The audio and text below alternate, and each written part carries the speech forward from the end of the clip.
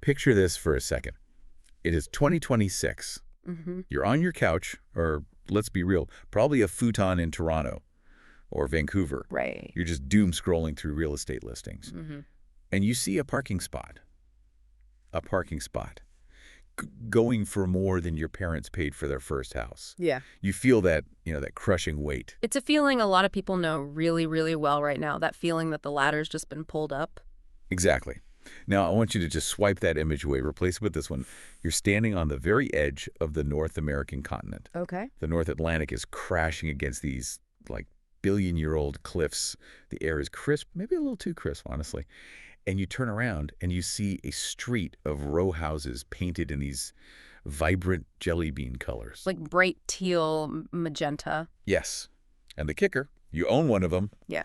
For less than the price of a bachelor condo in some concrete jungle. It sounds like a tourism ad, doesn't it? But for a very specific and growing group of people in 2026, this isn't a fantasy. This is just Tuesday. We are talking, of course, about Newfoundland and Labrador. Or, as everyone calls it, The Rock. The Rock. I love that nickname. It sounds so tough, so permanent. And today, we're not just looking at pretty pictures of lighthouses.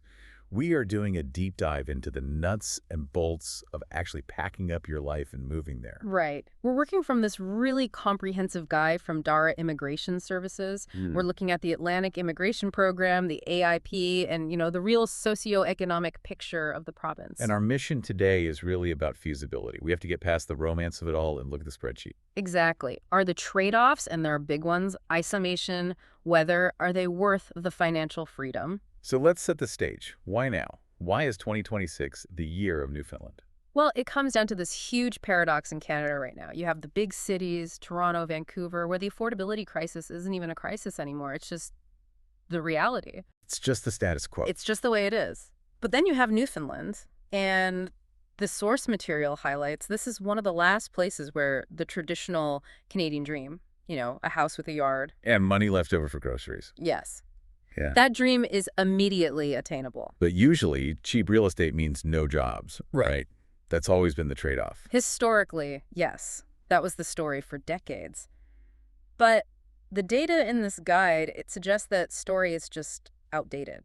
Newfoundland is facing this unique demographic pressure. Okay. It's often called the youngest province because it only joined Canada in 1949, but it has the oldest population. So a lot of people retiring. Rapidly. Yep. The population is hovering around 540,000, and a huge chunk of the workforce is just aging out. It's created a vacuum. They are desperate for skilled workers. And we're not just talking about fishing jobs here. No, that's the key point. The economy has completely shifted. Right, because when I think Newfoundland economy, my brain still goes straight to cod fishing. Guys in yellow slickers. And that's still there. It's culturally important. But the real drivers are different now. You have the resource giants, for sure. Offshore oil is massive. ExxonMobil, Chevron. And in Labrador, you have huge mining and hydro projects. Okay, but that's not the surprise. The surprise, and the guide really highlights this, is that St. John's, the capital, is becoming a legitimate tech hub. Tech? In the middle of the North Atlantic. I did not see that coming. Well, it makes sense when you think about it. A lot of the tech is focused on the ocean. We're talking about companies like Verafin, which is in financial crime tech, and Misa, which does smart thermostats. But there's this whole sector for ocean mapping, subsea imaging. So you're telling me I could be a software engineer writing code in the morning and then hiking a coastal trail in the afternoon? That is exactly the pitch. And the government knows they can't fill these jobs locally because of that aging demographic. So they've launched the NL Priority Skills Stream, which is a specific immigration program. It's more of a recruitment strategy that feeds into immigration.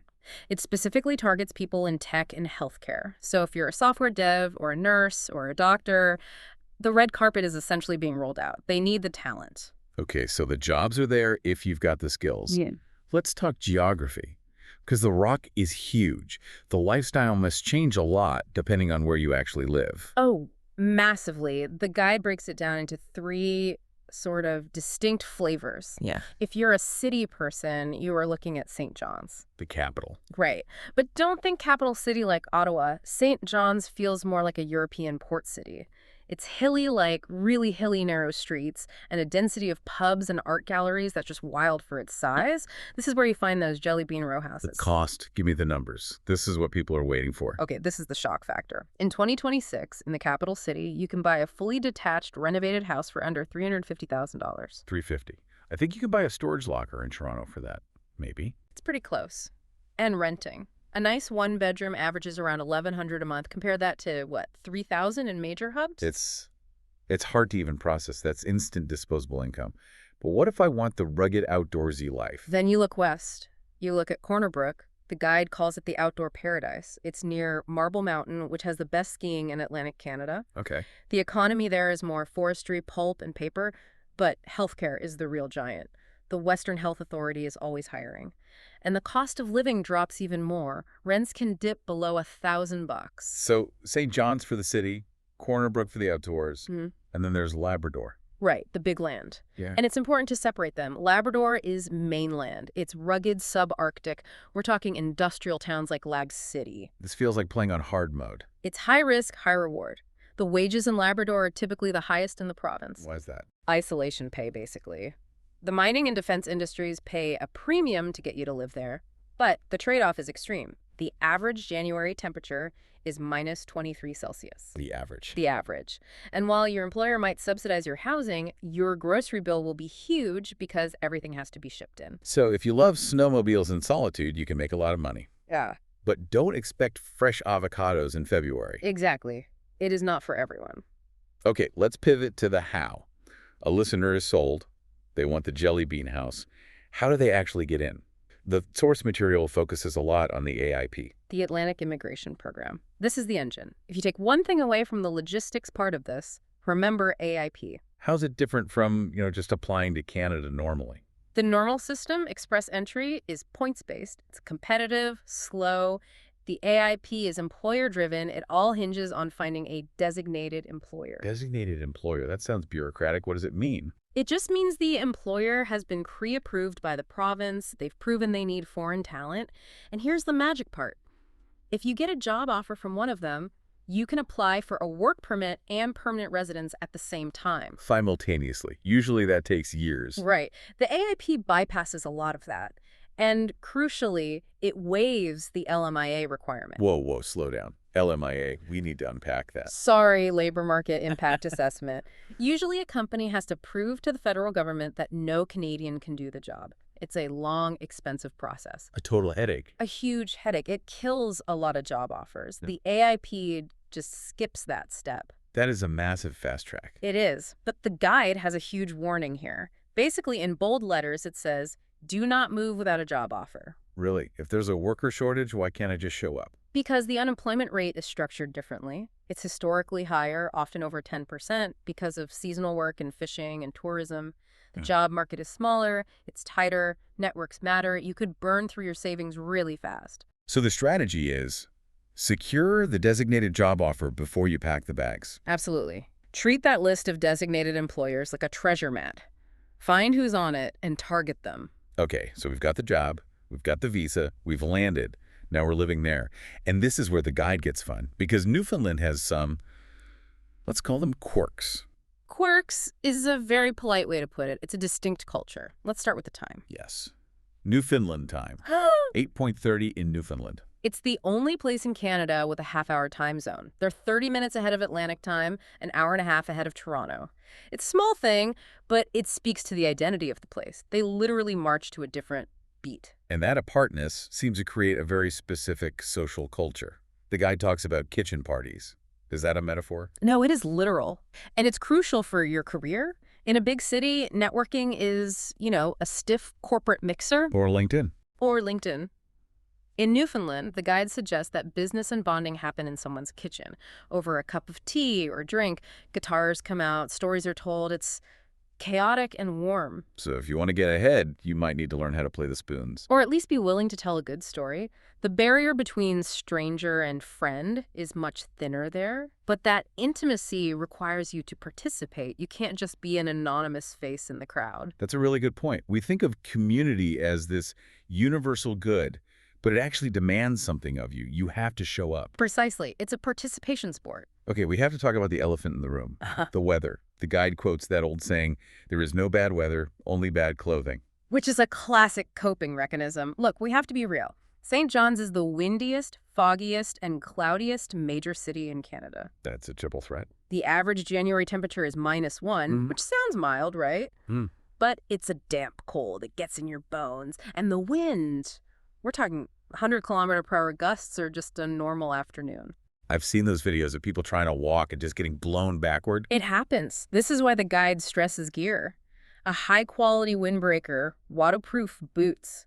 They aren't fashion. They're survival gear. You have to embrace it. If you fight the weather every day, you'll be miserable. It's a whole psychological shift. You're living with nature, not trying to ignore it. And that extends to logistics. The ferry, From Nova Scotia. Marine Atlantic, it's the lifeline. It's a 6 to 16-hour ride.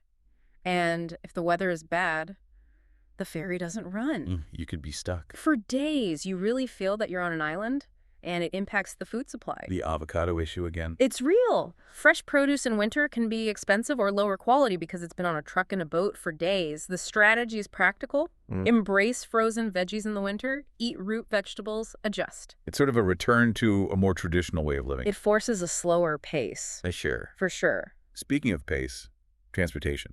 If I live in St. John's, do I need a car? Yes. I mean, there is public transit, the Metrobus, but it's limited, and the city is hilly and spread out. If you want to explore the 300 kilometers of the East Coast Trail, which you do, you need a vehicle. And cars probably take a beating there with the salt. The salt air, the road salt, rust is the enemy. It's just another line item in the budget. Okay, so let's look at that budget. We know housing is cheap. What about wages and taxes? Minimum wage is over $15.60, and it's indexed. But the tax bite is real. The HST, the sales tax, is 15%. That's on the higher end for Canada. It is.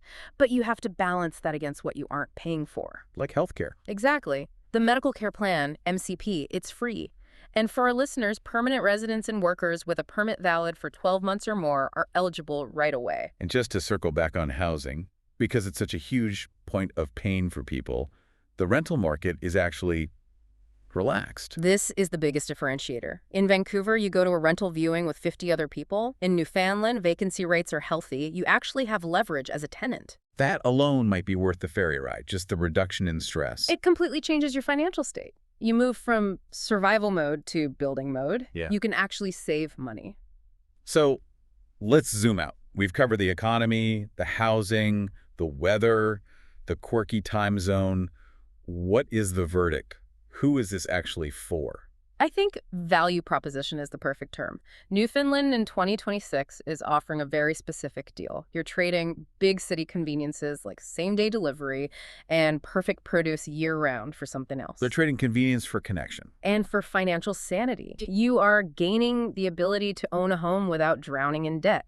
You are gaining access to a community that actually knows who you are, and you're getting a front row seat to some of the most raw, dramatic nature in the world. But the price of admission is resilience. 100%. You have to be resilient. You have to be okay with the wind howling for 3 days straight. You have to be okay with being on an island. And you have to be proactive. You can't just be a passenger there. I keep going back to that image of the kitchen party. We spend so much time building these digital networks. But there's something so grounding about a place where things are handled face-to-face over a cup of tea. It raises a really important question for anyone listening. We spend so much time curating our online selves, but the source material suggests that in Newfoundland, the biggest barrier to entry isn't your coding skills. It might be your ability to handle old-school, face-to-face community intimacy. That is a powerful thought. Are you ready to trade your anonymity for a place where everyone knows their neighbor? That's the question you have to answer before you book that ticket. And remember, bring a really, really good windbreaker. Absolutely. Gore-Tex is your new best friend.